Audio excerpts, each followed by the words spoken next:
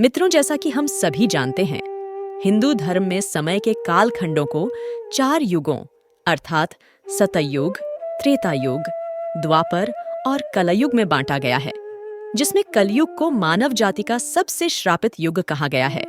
लेकिन मित्रों, आप यह नहीं जानते होंगे कि विष्णु पुराण में महर्षि व्यास जी ने कलयुग को सर्वश्रेष्ठ युगों में से एक बताया गया है।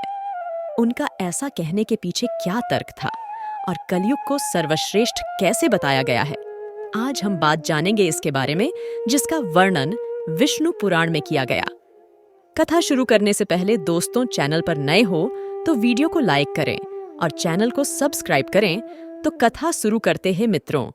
विष्णु पुराण के 6ठे अंश के अध्याय 2 में वर्णित आज की इस कथा के अनुसार एक दिन महर्षि व्यास गंगा नदी में स्नान कर रहे थे। तभी कुछ ऋषि गण वहां पहुंचे और उन्होंने देखा कि व्यास जी नदी में डुबकी लगाकर ध्यान कर रहे हैं। यह देखकर वे ऋषिगण नदी तट पर एक वृक्ष के नीचे बैठ गए। फिर कुछ समय बाद महर्षि व्यास जब ध्यान से उठकर जल में खड़े हुए, तब वे कहने लगे कि युगों में कलयुग, वर्णों में शूद्र और इंसानों में स्त्री श्रेष्ठ है। ऐसा कहकर उन्होंने जल में फिर से एक डुबकी लगाया और फिर कुछ समय बाद बाहर निकलकर बोले, शूद्र, तुम श्रेष्ठ हो, तुम धन्य हो। यह कहकर महामुनि फिर से जल में मग्न हो गए और फिर जल से निकलकर बोले, स्त्रियां ही साधु है और उनसे धन्य कोई नहीं है।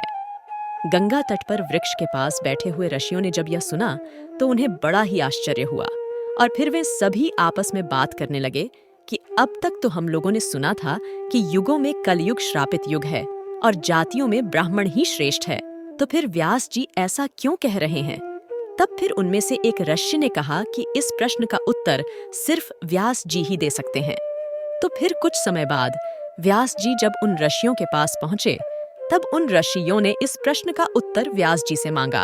तब फिर व्यास जी ने इसका उत्तर ऋषि को देते हुए कहा कि हे ऋषिगण, जो फल सतयुग में मनुष्य 10 वर्ष तपस्या, ब्रह्मचर्य आदि करने से मिलता है, वो फल मनुष्य त्रेता युग में 1 वर्ष और द्वापर में 1 महीने और कलयुग में 1 दिन में मनुष्य प्राप्त कर सकता है।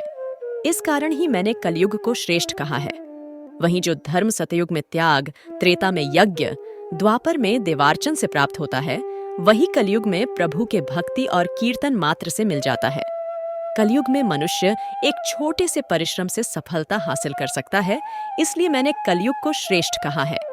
इसके बाद आगे वेदव्यास जी कहते हैं कि कलयुग में शूद्र कैसे श्रेष्ठ है, मैं आप सबसे कहता हूँ।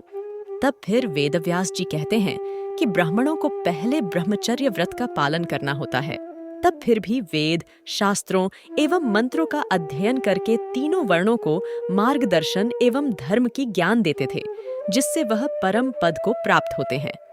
इस कार्य के लिए उन्हें अनुशासन एवं धर्म की मर्यादा में रहने की आवश्यकता होती है। लेकिन अब कलयुग में बहुत से ब्राह्मण इन मर्यादाओं का पालन नहीं करते हैं, इसलिए उसे परम पद की प्राप्ति जल्दी नहीं होती है। लेकिन आज इस कलयुग में भी ऐसे वर्ण हैं जो इन मर्यादाओं उन पर लागू नहीं होती है, और वे हैं शूद्र वर्ण। शूद्र वर्ण कलयुग में द्विजों और अन्य वर्णों का सेवा करने से ही उन्हें परम लोक की प्राप्ति कर लेगा। इसलिए मैंने शूद्र को सबसे कलयुग में मनुष्य में श्रेष्ठ कहा है। उसके बाद वेद व्यास जी स्त्रियों के बारे में कहते हुए बतलाते हैं कि स्त्रियां ही कलयुग में साधु है। ऐसा इसलिए वेदव्यास जी कहते हैं कि कलयुग में अधर्म का साम्राज्य अधिक होगा और लोग अपने धर्म का पालन सही से नहीं करेंगे। कलयुग में कई स्त्रियां ऐसे भी होंगे जो अपने पतिव्रता धर्म का भी सही से पालन नहीं करेंगे। ऐसे में जो स्त्री अपने पतिव्रता धर्म का पालन एवं अपने परिवार का धर्म पूर्वक सेवा भाव करेंगे, उन्हें ही परम पद की प्राप्ति होगी, जो कलयुग में सभी स्त्रियों के लिए संभव नहीं होगा। इसलिए मैंने स्त्रियों को साधुओं के समान धर्म पूर्वक कर्म करने वाला कहा हूँ। दोस्तों, ऐसी कथा सुनने के लिए हमारी वीडियो को लाइक करें और चैनल को सब्सक्राइब करें।